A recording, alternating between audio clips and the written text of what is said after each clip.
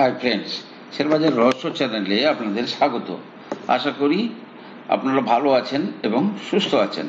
Friends, আপনাদের কালী পুজো এবং ভাইফোঁটা আশা করি ভালো কেটেছে। শুক্রবার মুহূর্ত ট্রেডিংয়ের পরে দুদিন পরেই মার্কেট খুলবে আগামীকাল। ফ্রেন্ডস, ইউএস ইলেকশন হচ্ছে 5th of November.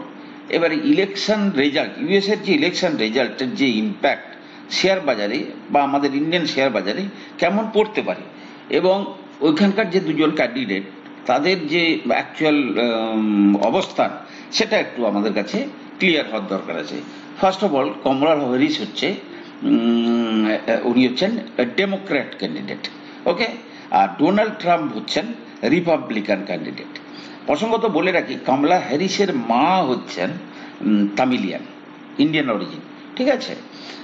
R Kamala Harris হচ্ছে একটু মডারেট বা সফট, বিশেষ করে চায়না ফায়নার প্রতি তাদের যে স্ট্যান্ড বেশ কিছুটা নমনীয়। অন্যদিকে ডোনাল্ড ট্রাম্প হচ্ছেন ধনকুবের, বিশাল বড় বিজনেসম্যান, ঠিক আছে।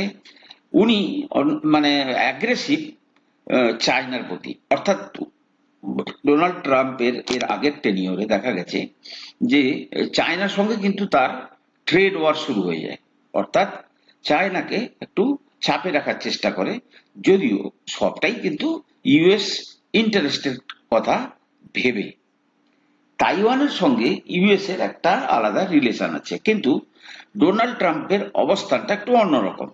যেমন ধরুন, সেমিকন্ডাক্টর সেক্টর টোটালটাই কিন্তু বর্তমানে তাইওয়ানের কবজায়, এবং ডোনাল্ড ট্রাম্পের বক্তব্য যে ওরা তো আমাদের এই সেমিকন্ডাক্টর সেক্টরটা অলমোস্ট চুরি করে নিয়েছে, কিন্তু আমরা ওদেরকে এত হেল্প করি সেনা টেনা দিয়ে, কিংবা আমরা চীনের যে আগ্রাসী মনোভাব সেটা থেকে তাইওয়ানকে বাঁচাচ্ছি, সুতরাং they should pay something semiconductor সেক্টরে টু ইউএস।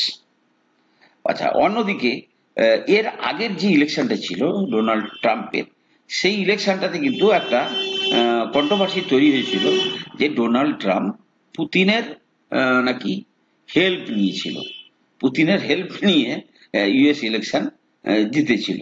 যাই হোক, অল রিপোর্টস মানে এর কোনো সত্যতা তেমন ভাবে নেই। আর সবচেয়ে বড় জিনিস যেটা হচ্ছে, ডোনাল্ড ট্রাম্প তুলনামূলকভাবে গুড ফ্রেন্ড অফ আমাদের ইন্ডিয়ান প্রাইম মিনিস্টার। সুতরাং এই সমস্ত জিনিসগুলো আপনারা মাথায় রাখবেন, এবং ইউএস ইলেকশনের রেজাল্ট খুব সম্ভবত 6 তারিখে চলে আসবে, এবং এইটাকে কেন্দ্র করে কিন্তু মার্কেট ভোলাটাইল থাকবে। সুতরাং কোনো কেনাকাটা বা যাই কিছু করুন না কেন, আপনারা কিন্তু একটু wait and watch for at least 1 week, দেখুন কি অবস্থাটা দাঁড়ায়। দেখেছেন আমাদের ইলেকশন রেজাল্টের দিন কেমন ভাবে মার্কেট প্রায় 10% মতো ক্র্যাশ করেছিল। সো মার্কেটে সবই সম্ভব। এই জন্য আপনাদেরকে এই ইউএস ইলেকশন সংক্রান্ত ব্যাপারে আপনাদেরকে একটা সতর্কবার্তা দিলাম। অন্যদিকে আপনারা জানেন জেফ্রিজকে, ইনি হচ্ছেন big bang global investing banks and capital market farm, এবং এরা গ্রেট ফ্যান অফ ইন্ডিয়া, ঠিক আছে।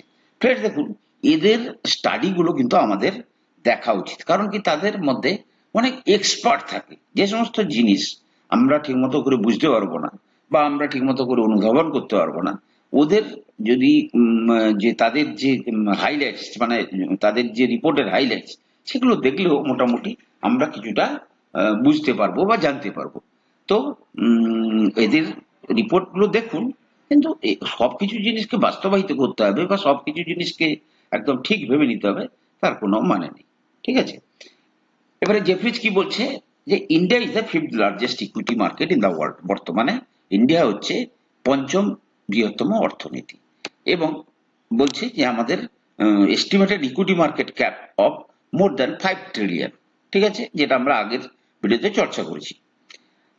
ওরা বলছে আমরা দেখতে পাচ্ছি যে আগামী 10 বছরে ইন্ডিয়া হয়ে যাবে 10 ট্রিলিয়ন ইকোনমি, মানে বর্তমান যে টাকাটা আছে, মানে আমাদের মার্কেট ক্যাপিটালের যেটা আছে সেটা কিন্তু কত গুণ হয়ে যাবে, 10 মানে ডবল হয়ে যাবে, 5 ট্রিলিয়ন থেকে 10 ট্রিলিয়ন হয়ে যাবে।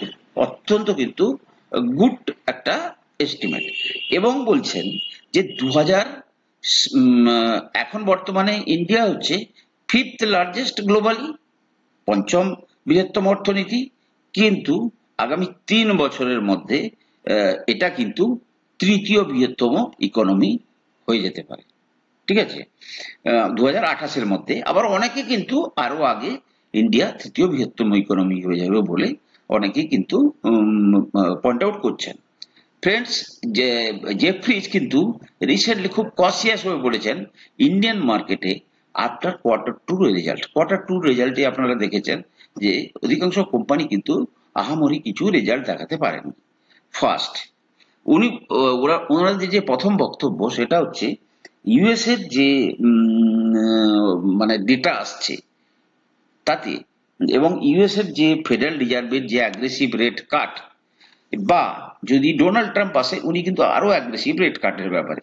সুতরাং উনি আইটি সেক্টরে যেটা মানে নেগেটিভ ছিলেন সেইটাকে কিন্তু বর্তমানে তার স্ট্যান্ডটাকে কি করে দিয়েছেন, নিউট্রাল করে দিয়েছেন। মিনস তার যে রেটিংটাকে সেটাকে বাড়িয়ে দিয়েছেন, এবং কোফার্চের মতো শেয়ারকেও তাদের পোর্টফোলিওতে রেখেছেন।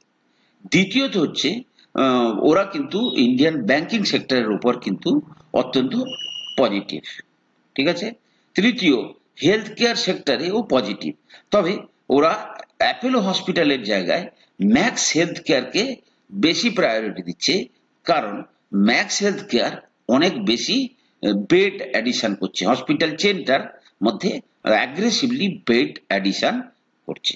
তাছাড়া আরো ওরা ওভারওয়েট, সেটা হচ্ছে টেলিকম সেক্টরের উপর তারা ওভারওয়েট, টু হুইলার্স বিশেষ করে হিরো মোটর কর্পস তার উপরে কিন্তু তারা ওভারওয়েট, কিন্তু অত্যন্ত কসিয়াস মানে যেটা এফএমসিজি বা consumer staple sector like Godrej consumer, এই সমস্ত জিনিসের উপরে বিভিন্নভাবে কম্পিটিশনের কারণে তারা কিন্তু বেশ কিছুটা এই সেক্টরের উপর সতর্ক।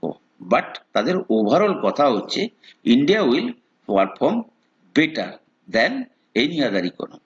ওকে ফ্রেন্ডস, তাহলে এই দুটো আপডেট দিয়ে আমরা আবার আমাদের ভিডিও দেওয়া শুরু করলাম। ভালো থাকুন, সুস্থ থাকুন। আমি কোনো সেবি রেজিস্টার্ড অ্যানালিস্ট নই। কোনো শেয়ারে কেনা বা বিক্রির আগে আপনার কিন্তু আপনাদের ফাইন্যান্সিয়াল অ্যাডভাইজারের পরামর্শ নিয়েই কিন্তু শেয়ারে কেনা বা বিক্রির সিদ্ধান্ত নেবেন। ভালো থাকুন, সুস্থ থাকুন। কথা হবে পরের এপিসোডে।